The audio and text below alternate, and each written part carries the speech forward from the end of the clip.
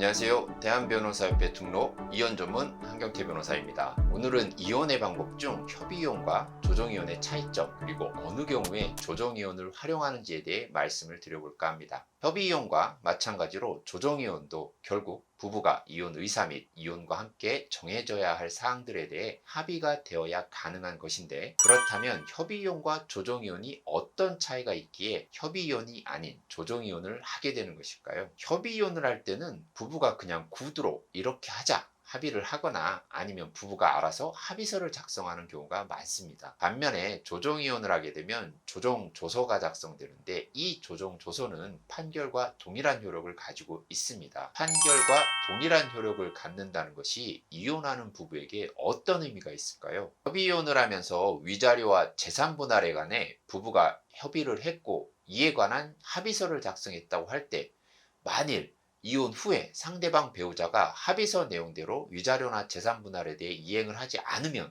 어떻게 해야 될까요? 합의서만으로 강제 이행을 할 수 없기에 결국 별도로 법원에 이행하라는 소송을 제기하셔야 합니다. 반면에 조정이혼의 경우는 어떻게 될까요? 조정이 성립되어 조정조서가 작성되었다면 이 조정조서는 판결과 동일하게 강제 집행을 할 수 있는 집행 권한이 됩니다. 그래서 상대방이 조정조서의 내용대로 이행을 하지 않는다면 별도의 소송이 필요 없이 이 조정조서를 집행 권한으로 해서 상대방 재산에 압류 등을 할 수 있는 것입니다. 이 부분이 협의이혼과 조정이혼의 가장 큰 차이점입니다. 또한 협의이혼의 경우에 법원은 부부가 위자료나 재산 분할에 관해 어떻게 협의를 했는지에 관해서는 관심이 전혀 없습니다. 이혼 의사가 합치하는지와 미성년 자녀가 있는 경우에 친권자 및 양육자 결정, 양육비에 대해서만 합의가 되면 협의이혼 법원은 당사자의 협의이혼 의사를 확인해서 이혼 신고에 필요한 이혼 의사 확인서 등본을 교부해주면 그만입니다. 하지만 조정이혼의 경우에는 대개 당사자의 신청에 따라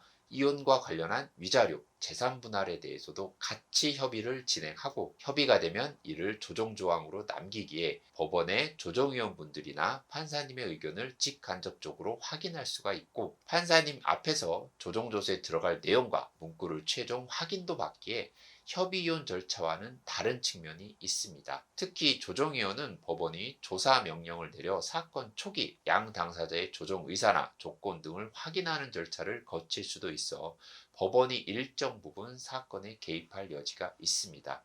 이혼까지의 절차, 기간과 이혼 성립 시기에 대해서도 협의이혼과 조정이혼은 다른 측면이 있습니다. 협의이혼은 미성년 자녀가 없는 경우 숙려기간 1개월, 있는 경우 3개월의 숙려기간이 있습니다. 조정이혼은 재판부에 따라 다르지만 빠르면 1, 2개월 안에 조정기일을 지정해 주기도 합니다. 물론 법원 판사님마다 협의이혼 숙려기간을 둔 취지를 고려하여 조정기일을 잡기도 하니 이는 참고하시고요. 협의이혼은 협의이혼 신청 시 그리고 확인기일 이렇게 최소 2번은 부부가 법원에서 만나야 하지만, 조정이혼은 부부 중 일방이 이혼 조정 신청서를 법원에 접수하면 되기 때문에 조정기일에 한 번만 만나 끝낼 수도 있습니다. 물론 조정기일 당일에 전부 합의가 되어야겠지만요. 조정이혼은 변호사인 대리인에 의한 진행이 가능하기 때문에 당사자 출석이 어렵다고 보이거나 당사자가 정말로 출석을 원하지 않는 경우는 변호사가 당사자로부터 충분히 수권을 받아 조정기일을 진행할 수도 있어서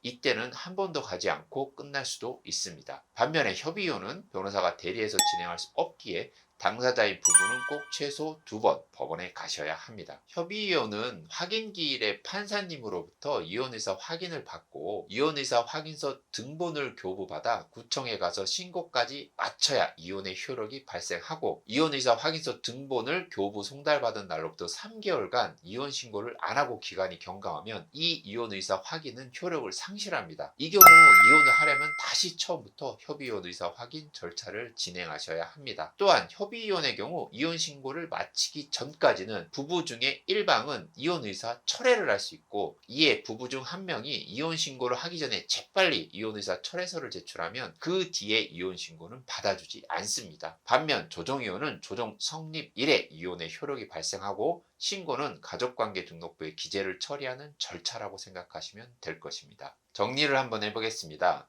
협의이혼과 달리 조정이혼의 경우 위자료나 재산 분할에 대해서도 양 당사자의 합의된 내용을 반영해 1차적으로 조정위원이 조정조항을 작성하고 판사님의 확인과 수정을 거쳐 최종 완성된 조정조항에 서명을 하면 조정이 성립됩니다. 이렇게 해서 최종 작성된 조정조서는 판결과 같은 효력이 있어 상대방이 조정조서의 내용대로 이행을 하지 않으면 강제집행이 가능합니다. 이혼 조정사건의 경우 변호사 대리가 가능하여 필요시 당사자 출석 없이 조정이 이루어질 수도 있고 조정이 성립되는 당일 이혼의 효력이 발생한다는 장점이 있습니다. 이에 위자료나 재산 분할에 대해 명확히 정리를 해서 이혼 후에 추가 분쟁을 방지하고자 하는 분들, 이혼 이후에 위자료 지급이나 재산 분할을 해주겠다고 하는데 이를 믿지 못해 상대방의 이행을 강제할 장치를 마련해 놓고자 하는 분들, 협의 이혼을 위한 법원 출석이 어렵거나 힘들다고 하는 분들이 이혼 조정 신청을 활용하고 있습니다. 그래서 연예인분들 이혼할 때 심심치 않게 등장하는 것이 바로 이혼 조정 신청 조정이혼입니다.